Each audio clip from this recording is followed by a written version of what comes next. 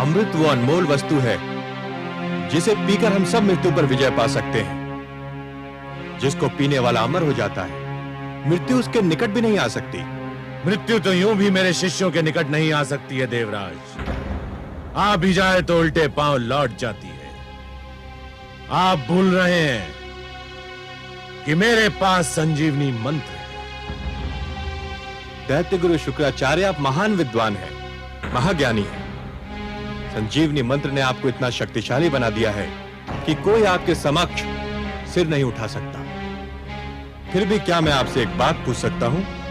अवश्य पूछिए देवराज, मैं आपको निराश नहीं करूंगा। यह सत्य है कि संजीवनी मंत्र के कारण दानव मृत्यु के भय से मुक्त हो चुके हैं। उन्हें मृत्यु आ भी जाए तो आप उन्हें पुनर्जीवन प्रदान कर देंगे। परंतु यदि आपको कुछ हो गया तब क्या होगा दैत्य गुरु? आप कहना क्या चाहते हैं देवराज? यही कि यदि दानव मर जाएं तो संजीवनी मंत्र उन्हें जीवित कर देगा, पर यदि मृत्यु ने आप पर आघात कर दिया तो आपको कोई जीवित न कर सकेगा, संजीवनी मंत्र भी नहीं।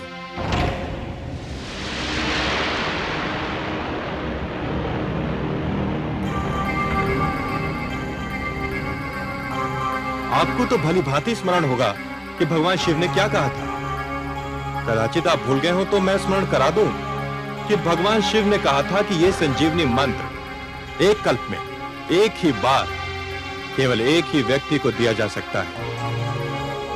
इसका अर्थ यह हुआ दैत्य गुरु कि यह खेल उसी समय तक सीमित है जब तक आप हैं। यदि आपको कुछ हो गया तो आप यह मंत्र किसी और को नहीं दे सकते कि आपकी मृत्यु की स्थिति में वो आपको पुनर्जीवित कर दे। और हे दानवराज, यदि दैत्य गुरु शुक्राचार्य नहीं रहे तो आप सबका क्या होगा? आप सब एक एक करके मृत्यु की गोद में समाते जाएंगे। केवल अमृत ही हम सबको मृत्यु से बचा लेगा।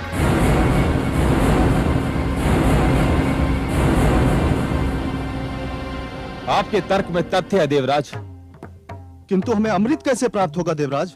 मैं पूरी योजना लेकर उपस्थित हुआ हूं। अमृत समुद्र मंथन द्वारा प्राप्त होता है, पर समुद्र मंथन एक बहुत विशाल अभियान है। पूरे समुद्र को मथना कोई परिहास नहीं है, वो भी इस स्थिति में जब मंदर पर्वत जैसी मथानी होगी और वासुकी नाग की डोरी। ये तो वास्तव में बहुत कठिन और महान अभियान होगा। आप ठीक समझे दानवराज, ये कठिन और महान कार्य अकेले दम न हम कर सकते हैं और न आप। हम दोनों मिलकर ही इस विशाल अभियान को सफल बना सकते हैं। परंतु यह स्मरण रखिए कि अमृत की प्राप्ति है, वो बहुत आवश्यक है। मैं इस आवश्यकता के विषय में भी जानना चाहूंगा देवराज। अमृत हम सबको अमर कर देगा। जब आपको यह विश्वास होगा कि हम अमृत पान के उपरांत मर नहीं सकते, और हम भी यह जान लेंगे कि हमारे अस्त्र शस्त्र आपका कुछ नहीं बिगाड़ सकते, तो युद्ध निरर्थक होकर रह जाएगा। अमृत केवल मृत्यु का ही नहीं, युद्ध का भी अंत होगा। गुरुदेव, मेरे विचार में यह प्रस्ताव स्वागत योग्य है। इस प्रस्ताव की महानता को नकारा नहीं जा सकता गुरुदेव। हमें देवताओं की बात मान लेनी चाहिए, हमें देवताओं की बात मान लेनी चाहिए।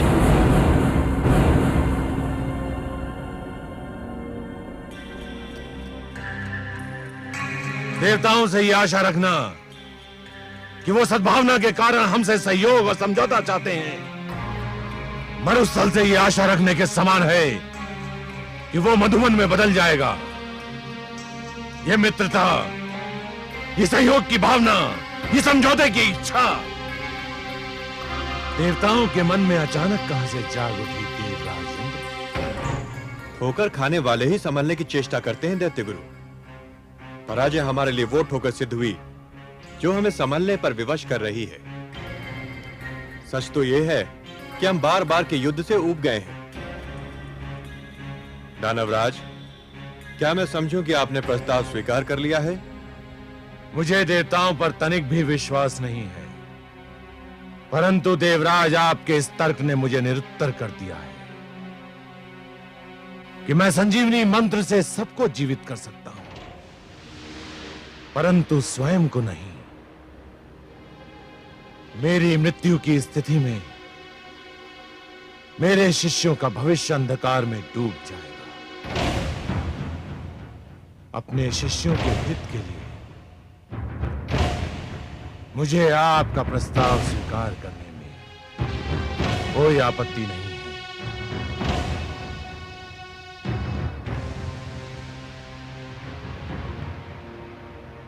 हमें आपका प्रस्ताव स्वीकार है देवराज। हम आपको सहयोग देंगे।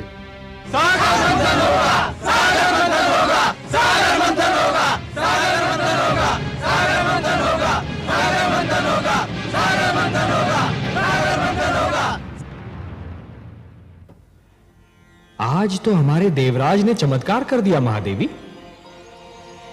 जिस प्रकार ज्वार के समय समुद्र की लहरें तट को तोड़कर आगे निकल जाती हैं, उसी प्रकार आज देवराज इंद्र के तर्क दानवों की बुद्धि के आगे निकल गए। जैसे सूर्य दीपक की महत्ता को कम कर देता है, वैसे ही आज देवराज ने दैत्य गुरु शुक्राचार्य को निरुत्तर कर दिया। जिस युद्ध को देवराज हार चुके थे, उसी युद्ध को उन्होंने दानवों की सभागार में जीत लिया। उन्होंने यह सिद्ध कर दिया देवी कि युद्ध केवल रणक्षेत्र में नहीं होता, विवाद क्षेत्र में भी होता है, और उसे विवाद क्षेत्र में जीता भी जा सकता है।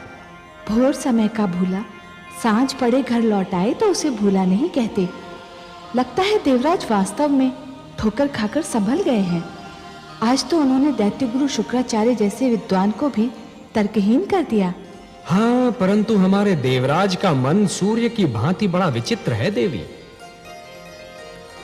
जब अंधेरे से सवेरा निकलता है, तब सूर्य की किरणें बहुत शीतल होती हैं, परंतु जैसे जैसे दिन चढ़ता जाता है, वैसे उन किरणों की शीतलता लुप्त हो जाती है और वही किरणें ताप की वर्षा करने लगती हैं। अभी तो हमारे देवराज के मन में पराजय का घाव हरा है। जब यह घाव भर जाएगा, तब हमारे देवराज इंद्र कितने विनम्र रहते हैं, यह देखना आवश्यक है देवी। परंतु आज तो वे दानवों से सहयोग प्राप्त करने में सफल हो ही गए। आपके परामर्श के अनुसार सागर मंथन तो होकर ही रहेगा। हाँ महादेवी, देवराज की सफलता यह दर्शा रही है कि उनका कार्य तो समाप्त हो गया। अब मेरा कार्य आरंभ होना है।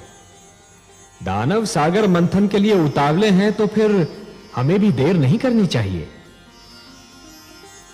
पक्षीराज,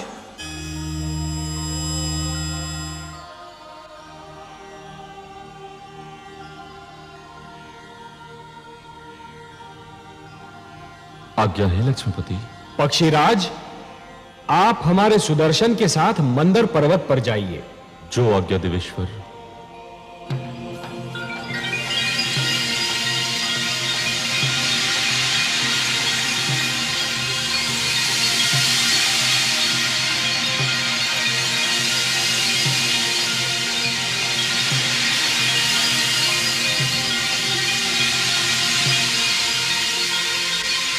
हे सुदर्शन, आप पक्षीराज के साथ मंदर पर जाइए और मंदर पर्वत को जड़ से काट दीजिए।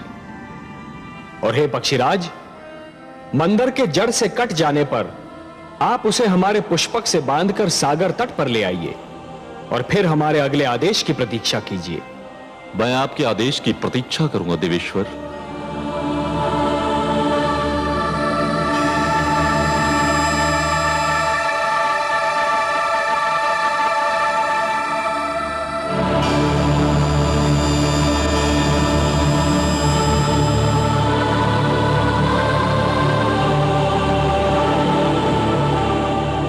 सुदर्शन, आप अपने कार्य का शुभ आरंभ कीजिए।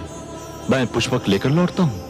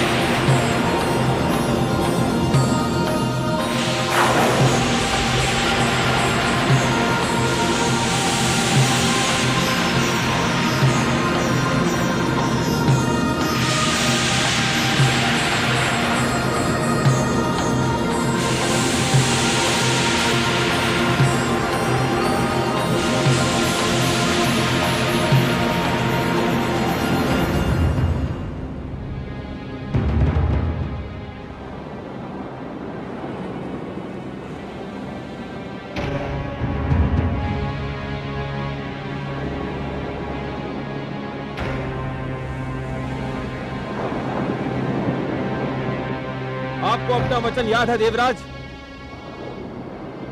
आपने कहा था सागर मंथन से जो भी निकलेगा वो आपके और हमारे मध्य समानता से बांटा जाएगा। हमने यही निश्चित किया था दानवराज, और हम अब भी अपने वचन पर अडिग हैं। तो फिर ठीक है, सागर मंथन का शुभारंभ होगा। पक्षीराज जैसे ही मंदर पर्वत लेकर आएंगे, मंथन आरंभ कर दिया जाएगा।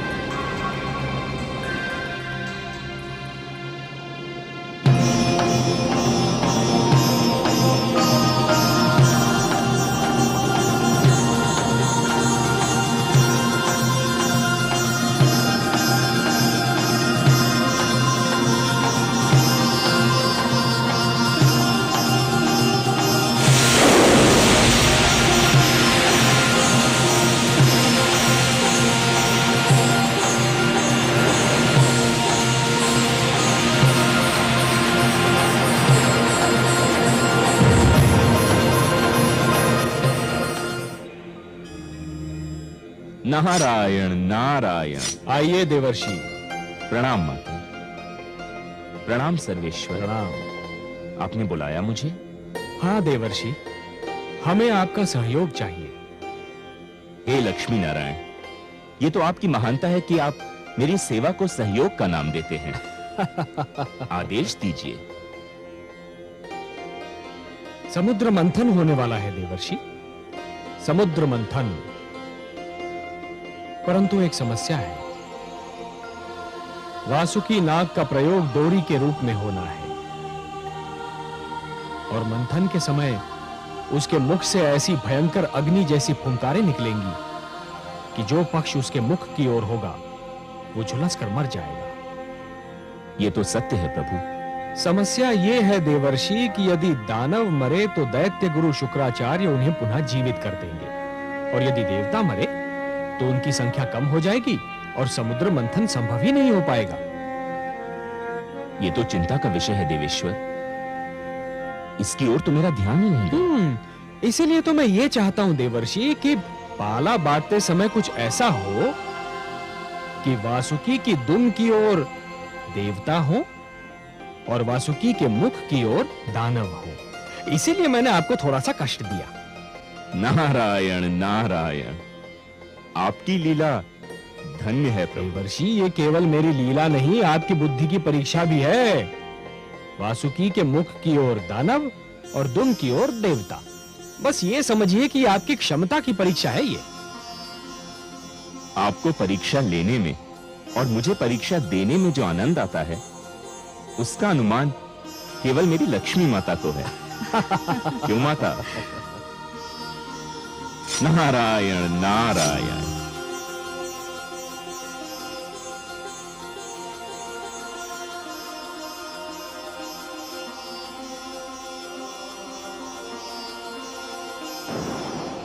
नहीं देवराज, हम दुम का छोर पकड़ेंगे और तुम देवतागण मुख की ओर रहोगे। ये नहीं हो सकता। दानव पक्ष वासुकी के मुख का छोर पकड़ेगा और हम दुम की ओर रहेंगे। दानवराज ने जो कह दिया वही होगा। हमारे देवराज के निर्णय भी कोई नहीं बदल सकता। तो फिर समझ लो संधि समाप्त हो गई और समझौता भी टूट गया। नारायण नारायण। आइए देवर्षि, स्वागत है।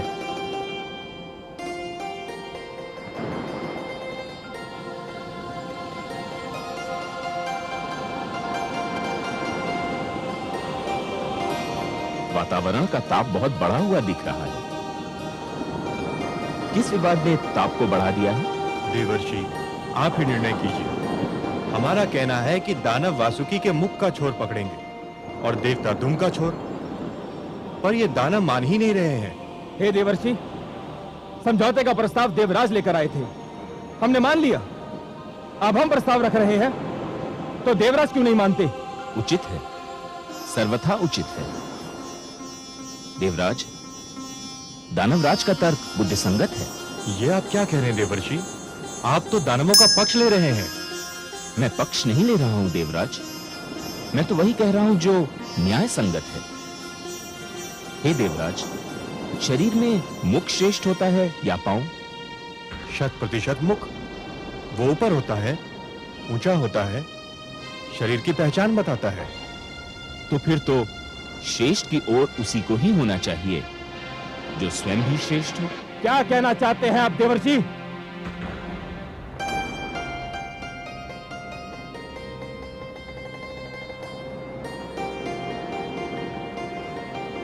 मैं ये कहना चाह रहा हूं दानवराज कि जिस प्रकार शरीर में मुख श्रेष्ठ होता है, उसी प्रकार सृष्टि में देवता श्रेष्ठ हैं। इसलिए वासुकी के मुख की ओर तो देवताओं को ही होना चाहिए। आप हमारा अपमान कर रहे हैं देवर्षि। हमने देवताओं को परास्त किया है, युद्ध क्षेत्र में उन्हें सर झुकाने पर विवश कर दिया था। देवता श्रेष्ठ थे, अब नहीं है, और पराजित कभी श्रेष्ठ नहीं हो सकता। अब तो केवल हम श्रेष्ठ हैं। उचित है, सर्वथा उचित है। इस विषय पर तो मैंने भी नहीं सोचा था। श्रेष्ठ वही होता है जो विजयी होता है।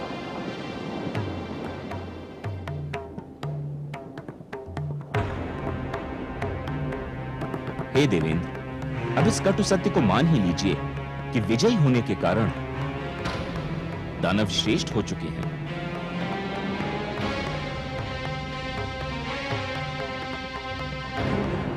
हे दानवराज, श्रेष्ठता की कुछ मांगे होती हैं, और प्रथम मांग यह होती है कि उसे हमेशा श्रेष्ठ की ओर रहना पड़ता है।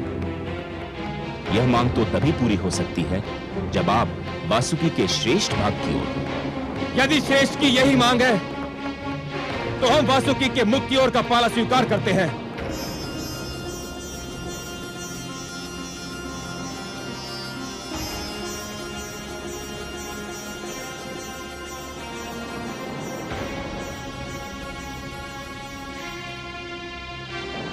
आप वास्तव में श्रेष्ठ हैं दानवराज।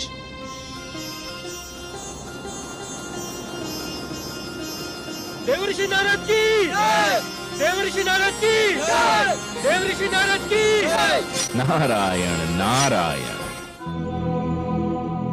नारद के इस खेल से दानव थे अनजान,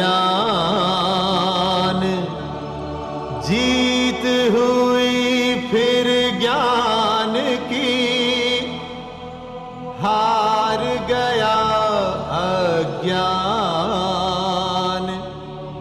सागर मंथन के लिए दोनों दल तैयार, लेकिन क्या हो पाएगा देवों का उद्धार।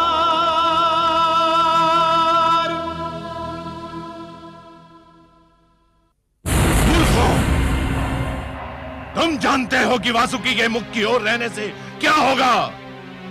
उसके मुख से ज्वाला के रूप में फुंकारें निकलेंगी और तुम सब झुलस कर रह जाओगे। देवता चतुर हैं और नारद उनसे भी अधिक चतुर। उन्होंने तुम्हें श्रेष्ठ कहकर तुम्हारी प्रशंसा कर दी और तुम उनके जाल में फंस कर रह गए।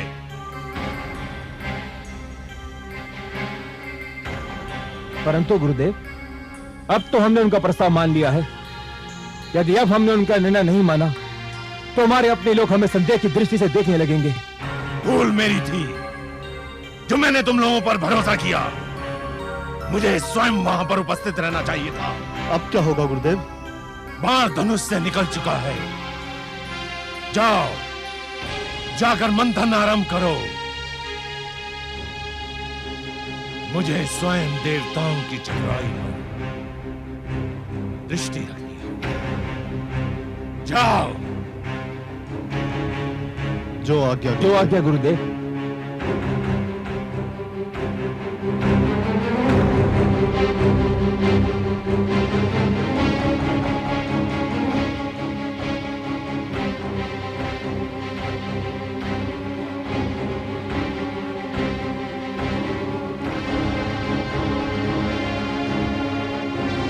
सर्वानु,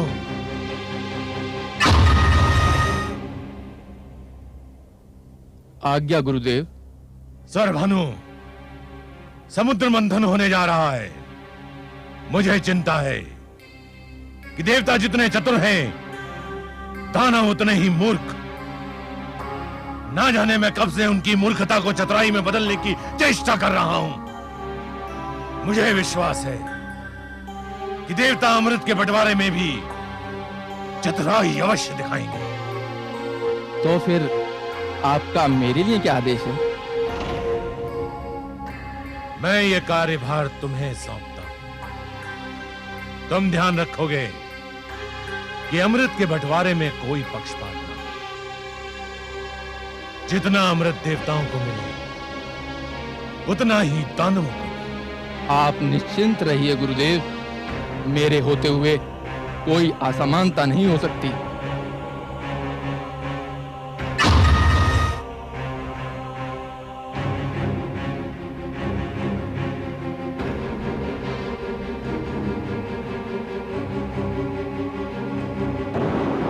हे पक्षीराज, अब पर्वत को उठाइए और इसे समुद्र के बीचों बीच रख दीजिए।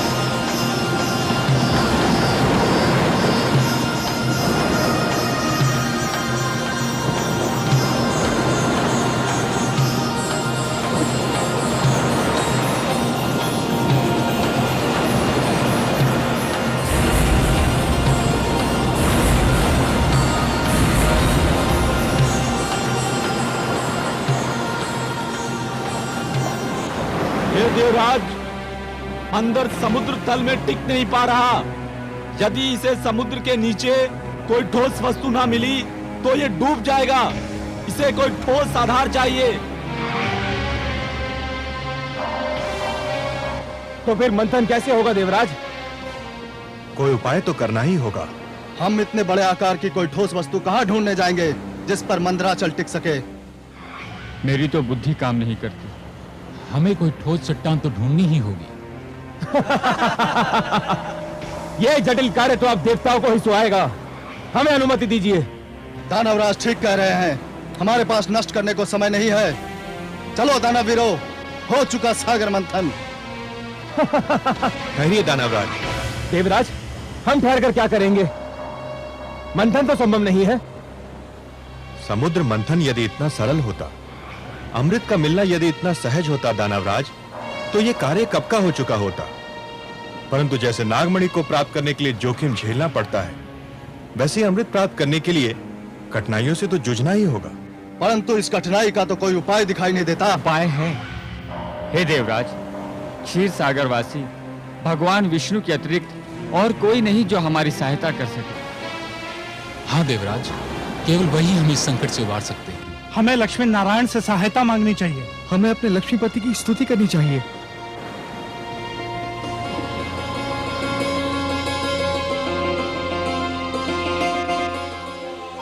ये धरती से पुकार उठ रही है।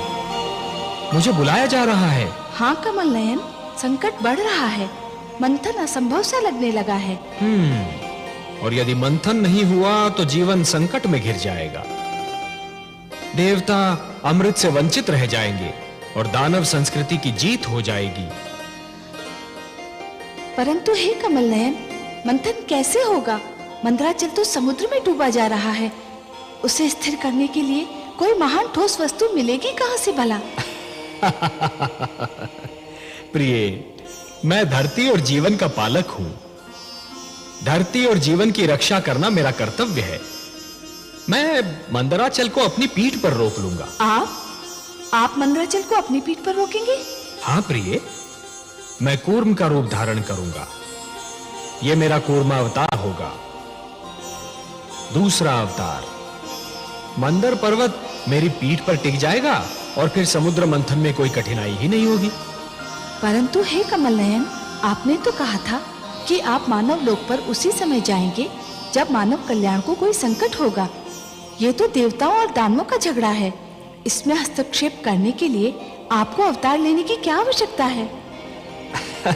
हे महादेवी, मैंने कहा ना कि यदि सागर मंथन नहीं हुआ तो दानव संस्कृति जीत जाएगी, और यदि दानव संस्कृति जीत गई तो सर्वप्रथम मानव संस्कृति को मिटा देगी। देवता उनके आगे नहीं टिक पा रहे तो मानव कहां से ठहरेगा? वो तो और भी दुर्बल है, और इसीलिए यह देवताओं और दानवों के झगड़े से अधिक मानव कल्याण का प्रश्न है। मुझे जाना ही होगा। और मैं, क्या मेरे भाग्य में फिर वियोग की घड़ियां लिखी हैं? प्रिय, वियोग के उपरांत जो मिलन होता है उसका आनंद ही कुछ और होता है। वियोग तो मिलन की मिठास बढ़ा देता है प्रिय, और फिर यह वियोग इतना लंबा नहीं होगा। हम शीघ्र फिर मिलेंगे, और यह मिलन इतना सुंदर होगा प्रिय कि आप इसे कदापि नहीं भूल पाएंगी। मैं तो वियोग शब्द सुनते ही उदास हो गई थी, परंतु आपके सुंदर मुख से मिलन शब्द सुनते ही मैं आनंद विभोर हो उठी हूं। कैसा होगा अपना ये मिलन कमल नयन? इस बार आप मेरी भुजा में लीन अवश्य होंगी महादेवी, पर आपका जन्म सागर मंथन से होगा। समुद्र मंथन से जो अनमोल रत्न निकलेंगे उन्हीं के साथ आप भी निकलेंगी। हे महादेवी, अमृत और आप, यही दो तो इस सागर मंथन की सबसे सुंदर उपलब्धियां होंगी। आप प्रेम का प्रतीक हैं, ममता का स्वरूप है, और जीवन के लिए प्रेम और ममता अमृत से कम नहीं देवी। सत्य पूछिए तो प्रेम और ममता तो अमृत से भी कहीं अधिक सुंदर और महान है। अमृत तो केवल देवताओं के लिए होगा देवी, परंतु आप इस सागर मंथन की सबसे महानतम उपलब्धि होंगी, क्योंकि आप ही मानव कल्याण का सर्वश्रेष्ठ साधन बनेंगी।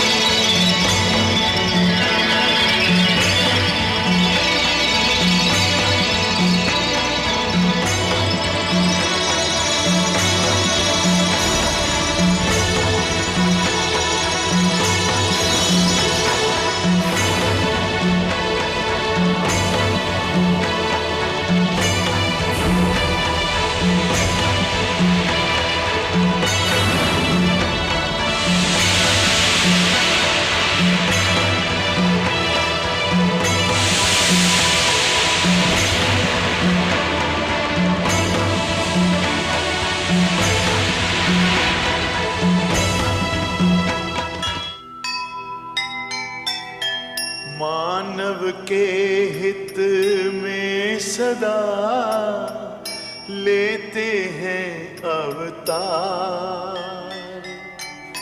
सागर मंथन का लिया नारायण ने भार। लीलाधर भगवान की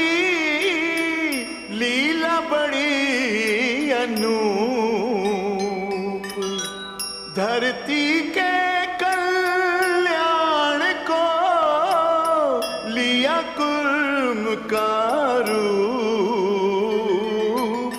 लिया कुर्म का रूप।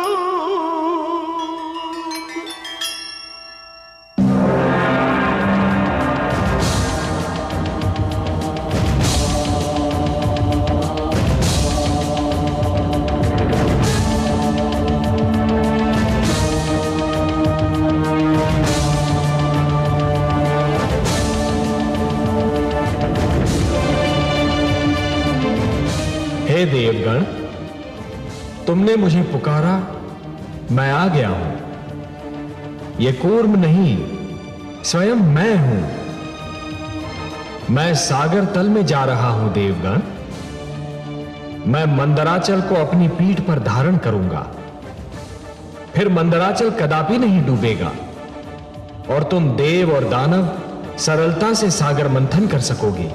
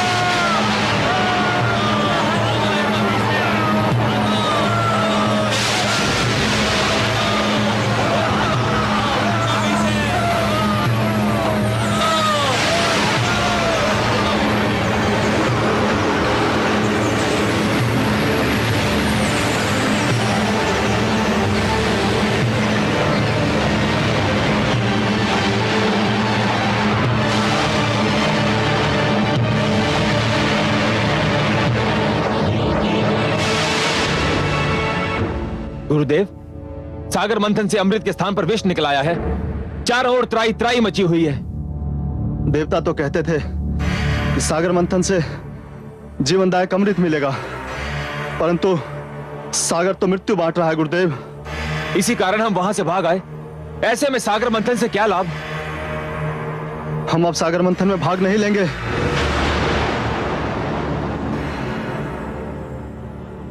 मूर्खता मत दिखाओ। तुमने ये कैसे मान लिया कि सागर मंथन से केवल अमृत निकलेगा, और वो भी सबसे पहले? मूर्खों, इस मंथन से अनेक ऐसे पदार्थ, अनेक ऐसे रत्न निकलेंगे जिसकी किसी ने कल्पना भी ना की होगी। परंतु गुरुदेव, अभी तो सागर तट पर जाना मृत्यु को निमंत्रण देना होगा। वहां चारों ओर विषैली वायु के बादल फैले हुए हैं और फैलते ही जा रहे हैं। वहां तो खड़े रहना भी असंभव है। ना जाने ये कैसा विष है।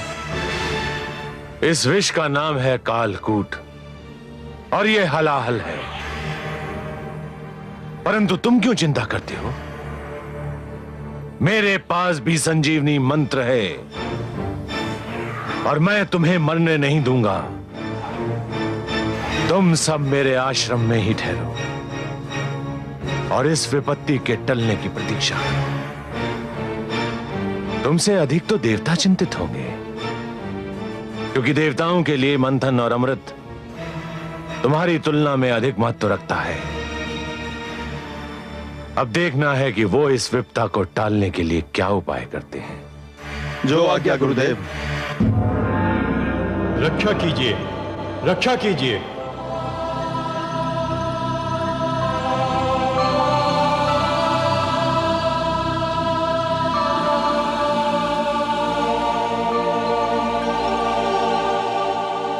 रक्षा कीजिए हे त्रिलोकीनाथ, आपकी सृष्टि संकट में है।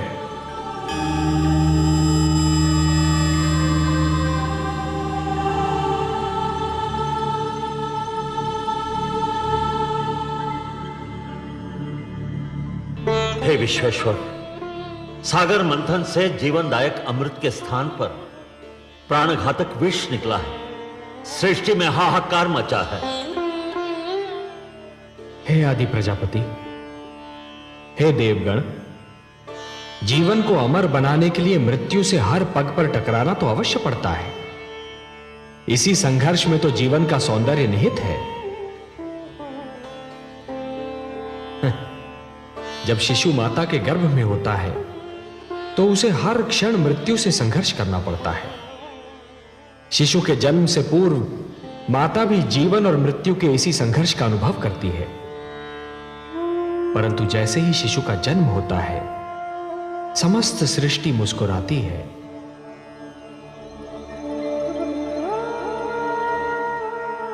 यदि अमृत की प्राप्ति इतनी सरल होती देवगण, तो जीवन और मृत्यु का यह संघर्ष और उसकी यह कथा कब की समाप्त हो चुकी होती। परंतु हे जगदीश्वर, समुद्र में यह विष आया कहां से? यह तो आदि प्रजापति श्री ब्रह्मा की संतान मानव का चमत्कार है। वो जिस वस्तु को भी अपने लिए उपयोगी नहीं समझता, उसे समुद्र की गहराइयों में फेंक देता है। वो ये नहीं सोचता कि जो वस्तु उसके लिए हानिकारक है, वो समुद्र के प्राणियों के लिए भी हानिकारक होगी। मैंने तो जल मनुष्य की आवश्यकताओं की पूर्ति के लिए बनाया था। सत्य कहा आपने हे ब्रह्मा। जल का तो अर्थ ही है जीवन, परंतु मनुष्य ने उसे व्यर्थ और हानिकारक वस्तुओं का भंडार बना दिया है। उसी प्रदूषण ने बढ़ते बढ़ते विष का रूप धारण कर लिया है। उसे एक न एक दिन समुद्र के गर्भ से बाहर तो आना ही था। हे लक्ष्मी नारायण, क्या यह नहीं हो सकता कि यह विष जहां से आया है, इसे उसी समुद्र में वापस फेंक दिया जाए? नहीं देवराज, नहीं। यह समस्या का समाधान नहीं है। यह तो समस्या से भागने का एक असफल प्रयत्न है। यदि इस विष को पुनः समुद्र के गर्भ में फेंक दिया गया तो वह दृष्टि से ओझल अवश्य हो जाएगा, पर उसके अस्तित्व का अंत नहीं होगा। वो कल फिर समुद्र के गर्भ से बाहर निकलेगा, किसी और पीढ़ी के लिए संकट बनेगा। देवराज, संकट का समाधान अगली पीढ़ी के लिए छोड़ देना स्वार्थ है, कुनीति है। हे सर्वेश्वर, सागर मंथन आपके आदेश के कारण आरंभ हुआ था। अमृत की प्राप्ति हमारे लिए नितांत आवश्यक है, परंतु इस विष के कारण मंथन स्थगित हो चुका है। आपका आदेश अधूरा रह गया है। हम मंथन करके आपके आदेश का पालन करना चाहते हैं, परंतु यह विष बाधा बन गया है। देवगण, ये बहुत जटिल समस्या है और इसका समाधान केवल भोलेनाथ कर सकते हैं। मैं देख रहा हूं कि इस संकट का निवारण केवल उन्हीं के पास है। चलिए, मैं भी आप सबके साथ उनकी सेवा में चलता हूं।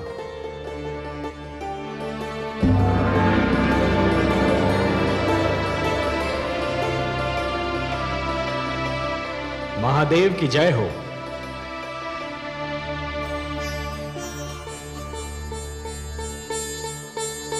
मेरे अहोभाग्य, आज कैलाश धन्य हो गया। आज कैलाश को त्रिमूर्ति के ही नहीं, समस्त देवताओं के भी दर्शन हो रहे हैं। मैं आप सबको प्रणाम करता हूं। कैलाश पर आप सबका स्वागत करता हूं। हे देवाधिदेव, हे महादेव, सृष्टि पर संकट की छाया गहरा रही है। संकट? हाँ भोलेनाथ, संहार करता तो आप हैं, परंतु आज आपकी इच्छा के बिना मानव जीवन पर संहार का प्रारंभ हो गया है।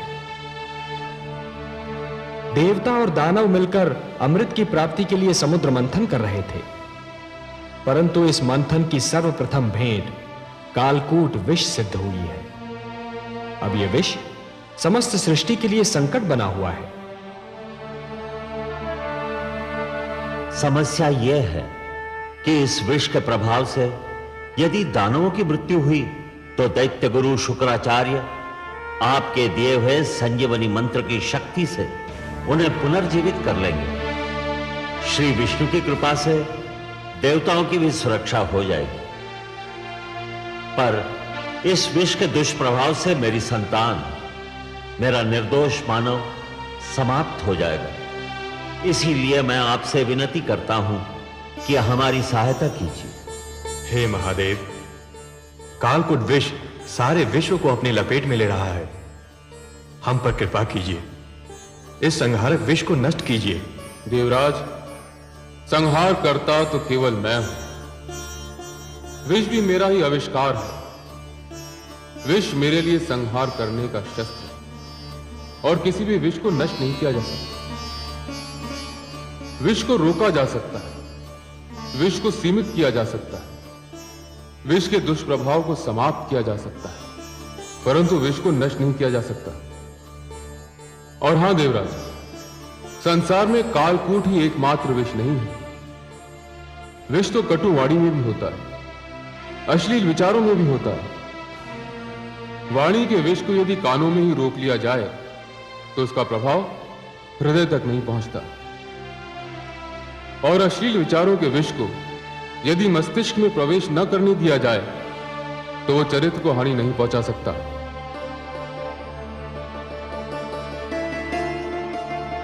जहां अमृत होता है वहां विष का होना तो स्वाभाविक है, परंतु आप धन्य हैं भोलेनाथ, आप धन्य हैं। कालकूट विष का प्रभाव तो आपके सुंदर तर्क ने ही कम कर दिया। अब शेष समस्या का समाधान भी आप ही निकालेंगे। आपने सत्य कहा कि विष को नष्ट तो नहीं किया जा सकता, परंतु उसे रोका अवश्य जा सकता है, और यह कार्य केवल आप ही कर सकते हैं देवाधिदेव। हे त्रिलोकेश्वर, आप सब चलकर मेरे पास आए हैं। यहां आकर आपने मुझ पर कृपा की। आपके आदेश का पालन करके मुझे हर्ष होगा।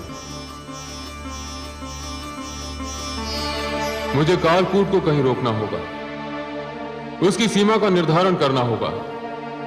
जगत के कल्याण के लिए यह कार्य मैं अवश्य करूंगा। आप चिंता न करें, मैं आपके साथ सागर तट पर चलता हूं।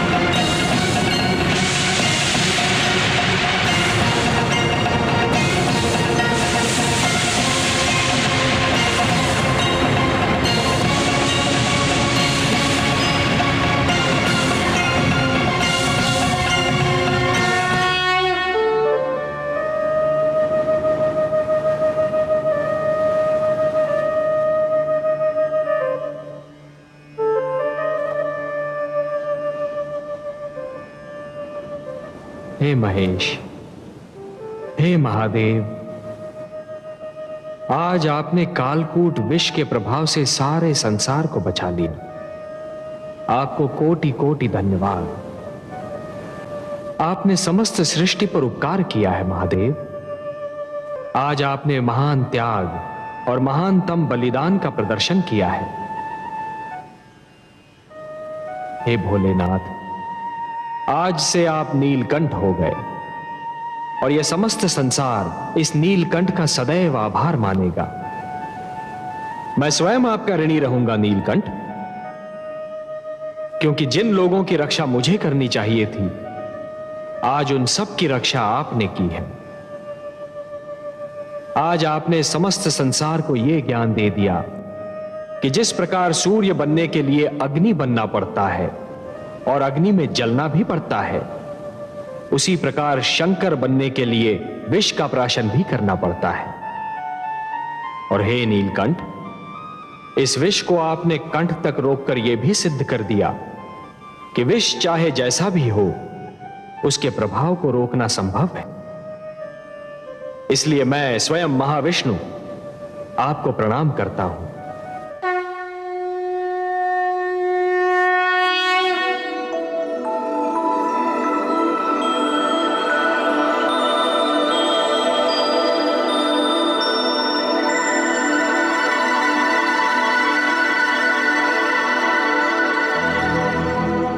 सबकी रक्षा के लिए किया आज विषपान, देवों के भी देव हैं नीलकंठ भगवान, देवों के भी देव हैं नीलकंठ भगवान।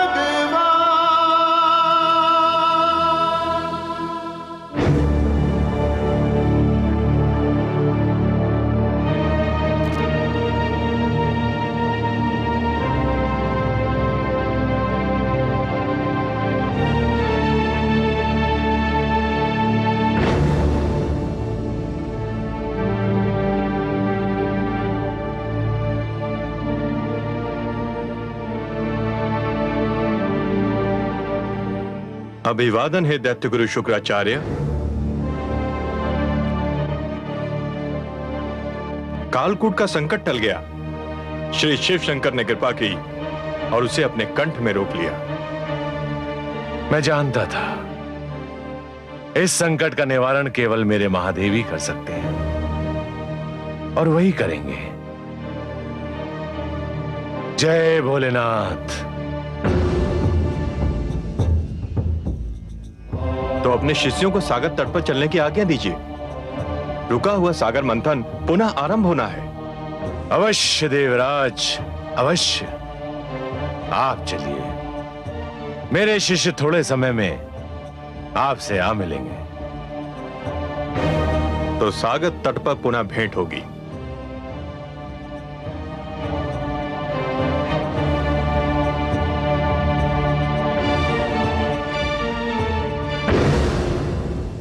गुरुदेव, क्या मैं पुनः जाना होगा?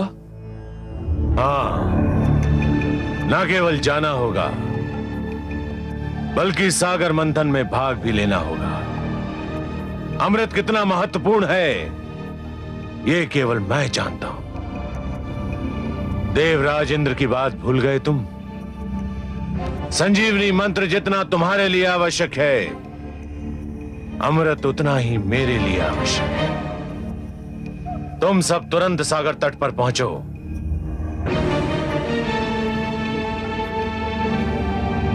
स्वर भानु, तुम मेरे शिष्यों के साथ जाओ और मेरे आदेश को ध्यान में रखकर उनकी हर क्रिया पर दृष्टि रखो।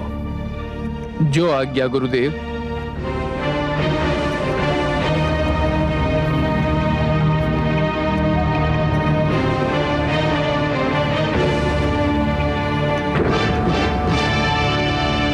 देवराज, हम आ गए। मंथन आरंभ कीजिए। हम तो प्रस्तुत हैं कालकेतु। हमें केवल आपकी प्रतीक्षा थी। देवताओं, सागर मंथन का शुभारंभ कीजिए।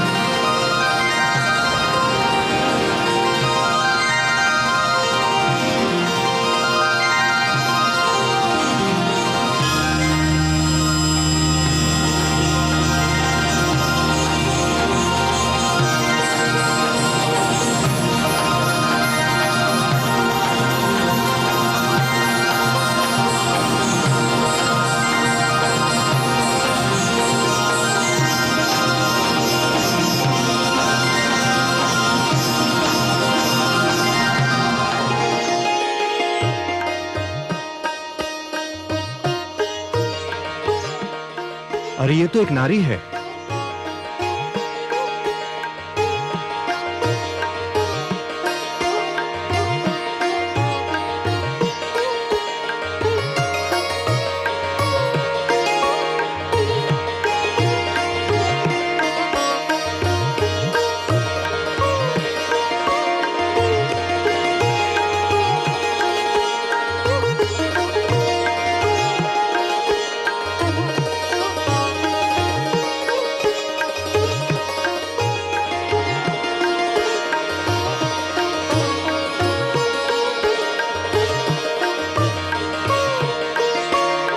हर्षल, इतनी सुंदर नारी कभी देखी थी पहले?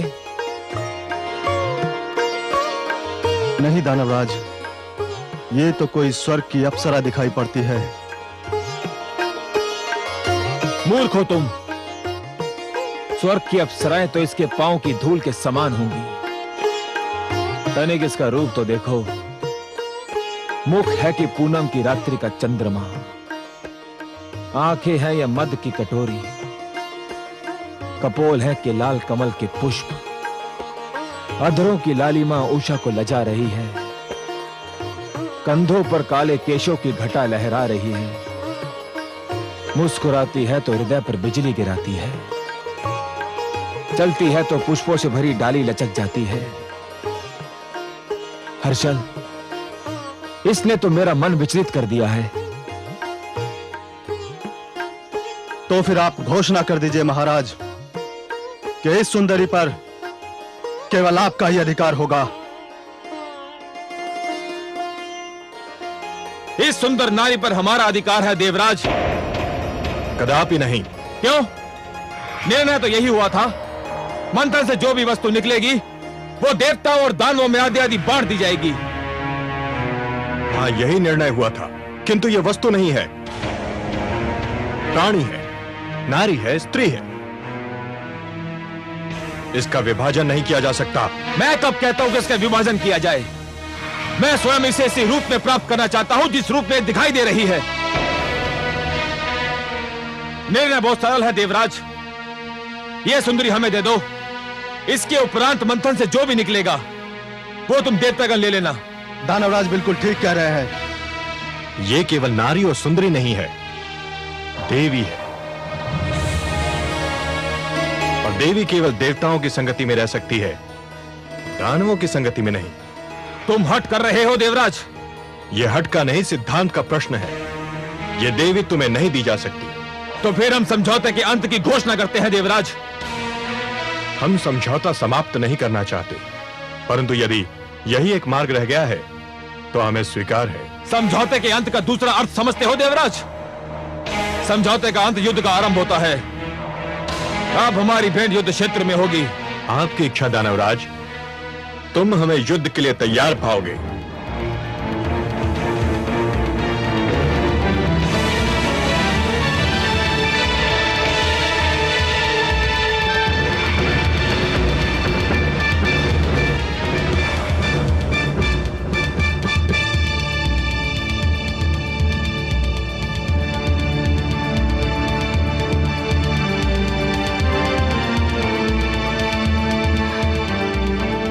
कमल नयन, हे पद्मनाभ, कहाँ हैं आप? मुझ विरह की मारी पर कृपा कीजिए। मेरी आंखें आपके दर्शन को तरस रही हैं। मेरी आत्मा आपको पुकार रही है। दर्शन दीजिए भगवान। मेरी आत्मा की पुकार सुन लीजिए।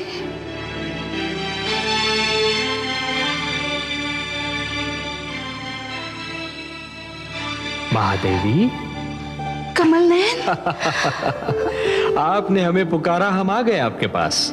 कमल नयन, आपने मुझे अपनी भुजाओं में ग्रहण करते समय कहा था कि इस बार हमारा मिलन बहुत ही मधुर होगा। हाँ देवी। परंतु धरती पर मुझे आपसे दूर करने की चेष्टा की जा रही है। देवता और दानव मुझे आपसे छीनने के लिए तत्पर हैं, एक दूसरे से युद्ध करने के लिए तैयार हैं। हे कमल नयन, सागर से निकलते ही सबसे पहले मुझे आप ही का ध्यान आया था। आपसे क्षणिक वियोग भी मुझसे सहन नहीं होता। हे महादेवी, उपवन के भाग्य में वसंत का सुख सदैव नहीं होता, उसे पतझड़ का दुख भी झेलना पड़ता है। उसी प्रकार जीवन में भी मिलन का आनंद सदा के लिए नहीं छाया रहता देवी। वियोग की घड़ियां भी आती हैं। तो कब बीतेंगी ये विरह की घड़ियां? मैं तो आप ही की हूं, आप ही के लिए बनी हूं। आपसे दूर रहने का विचार भी मुझसे सहन नहीं होता। हे महादेवी, इस बार आप मंथन में सागर पुत्री के रूप में जन्मी है, इसलिए आप धरती के नियमों के अधीन हैं। मैं इन नियमों को तोड़ नहीं सकता देवी। धरती के सारे प्राणियों की भांति आपके भाग्य विधाता भी ब्रह्मा है। आपके भाग्य में क्या लिखा है ये तो केवल वही बता सकते हैं। तो मैं ब्रह्मा जी के पास जाऊंगी, उनसे पूछूंगी कि मुझ पे ये अत्याचार क्यों किया जा रहा है, मुझे अपने नारायण से क्यों दूर किया जा रहा है।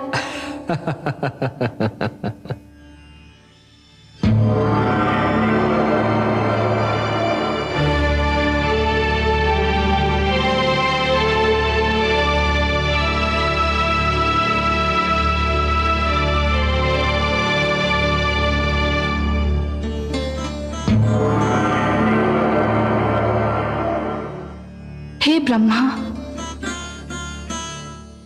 हे आदि प्रजापति, हे विधाता, मेरा जीवन कांटों की शैया बन गया है। विरह की अग्नि मेरे तन मन को फूंक रही है। हे विधाता, आप तो जानते ही हैं, मेरा मन नारायण के चरण कमल में वास करता है। उनकी भुजा ही मेरा घर है। उनके सुंदर मुख को निहारना मेरी पूजा है। उनसे दूर बीता एक पल मेरे लिए युग के समान है। फिर मुझे उनसे दूर क्यों किया जा रहा है? सागर तट पर मेरे लिए युद्ध की घोषणा कर दी गई है। आपके लिए युद्ध की घोषणा? हाँ विधाता, मेरे लिए युद्ध घोषित किया गया है। देवता और दानव मेरे लिए झगड़ रहे हैं। देवता चाहते हैं कि मैं उनकी संगति में रहूं और दानवों की इच्छा है मैं उनकी संपत्ति बन जाऊं।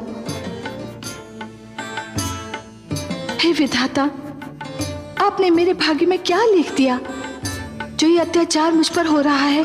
हे देवी, अवश्य ही ये अत्याचार है, परंतु मैंने आप ही के लिए नहीं, हर नारी के लिए एक नियम बनाया है। वो नियम यह है कि नारी पर उसकी इच्छा जाने बिना कोई अपना अधिकार नहीं जमा सकता। पर वे जमा रहे हैं अधिकार। वे भ्रम में हैं, वे मेरे नियम को तोड़ रहे हैं। मैं ऐसा नहीं होने दूंगा। चलिए, मैं आपके साथ चलता हूं, उनका भ्रम दूर करता हूं।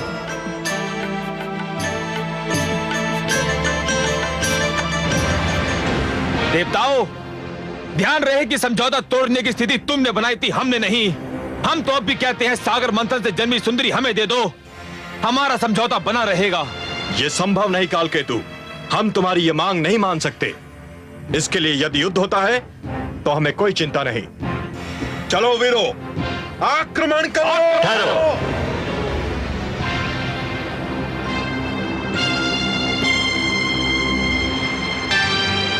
दोनों पक्ष इस नारी को प्राप्त करने के लिए झगड़ रहे हैं, पर किसी पक्ष ने इस नारी से यह पूछने का कष्ट किया कि स्वयं इसकी इच्छा क्या है?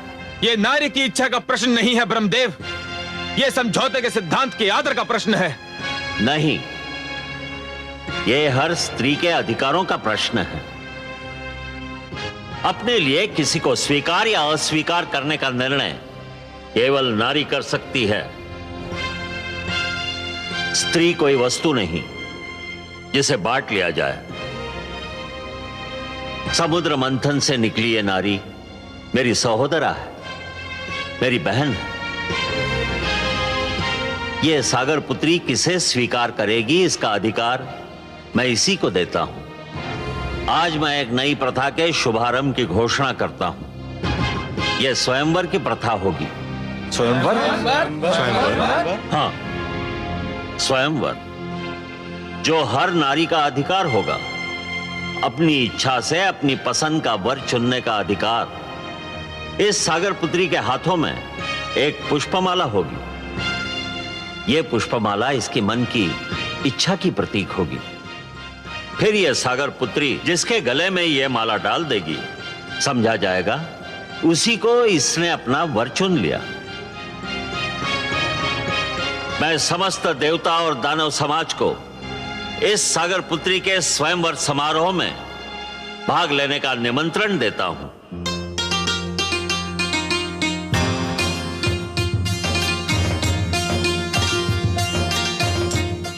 हर्षल, मैं व्याकुल हो रहा हूं। क्यों दानवराज? न जाने ये चंद्रमुखी, ये मृगनयनी किसे चुनेगी? आपको ही चुनेगी दानवराज। ये तुम कैसे कह सकते हो हर्षल? है तो नारी ही दानवराज, और नारी केवल उसी को चुनती है जिसके पास शक्ति होती है। भुजाओं की शक्ति या धन की शक्ति, और ये दोनों ही शक्तियां आपके पास हैं। दानवराज, आपने देवताओं को परास्त किया है। नारी विजय का हाथ छोड़कर पराजय का हाथ कदापि नहीं थामती। आप विश्वास रखिए दानवराज, ये सुंदरी केवल आपको ही चुनेगी।